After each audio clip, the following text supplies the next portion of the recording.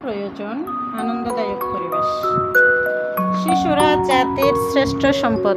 তাদের উজ্জ্বল ভবিষ্যতের জন্য শিক্ষিত করে গড়ে তোলার বিকল্প নেই। শিশুর ধারণ ক্ষমতা অনুসারে তাদের শিক্ষা দিলে তার ফল হবে সুদূর প্রসারী। আনন্দের মাঝে হতে হবে শিশুর শিক্ষা জীবন। শিশুর মনের আনন্দই তার দেহ মনের শক্তির মূল উৎস। আনন্দ ও শিশুবান্ধব পরিবেশ ছাড়া তারা সুপ্ত প্রতিভার বিকাশ অসম্ভব। আনন্দদায়ক শিক্ষা হচ্ছে শিশু শিক্ষার অন্যতম মাধ্যম। শিশুর গ্রহণ উপযোগী আনন্দঘন শিক্ষাদানই হল প্রকৃত শিক্ষা।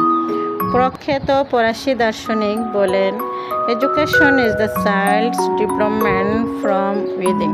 অর্থাৎ শিক্ষা হলো শিশুর স্বতঃস্ফূর্ত আত্মবিকাশ। শিশুর সামর্থ্য ও শক্তির স্বাভাবিক ও সুষম বিকাশই শিক্ষার লক্ষ্য।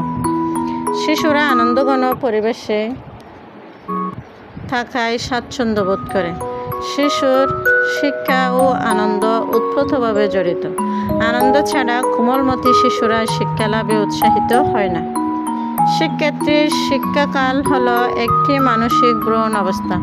উপযুক্ত পরিবেশ পেলে সে ভ্রূণ বিকশিত হওয়ার সুযোগ পায়।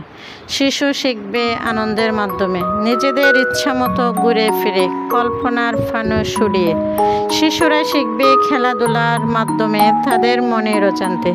প্রকৃতির সাথে সংযোগ রেখে মনের চর্চা করবে তারা। শ্রেণীকক্ষের চার দেয়ালের মধ্যে সীমাবদ্ধ থেকে নয়।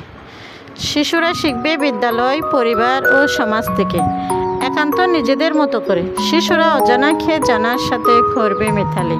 আনন্দের মাঝে লুকিয়ে থাকবে তার শিক্ষা। আনন্দই হবে শিক্ষার বাহন ও মাধ্যম।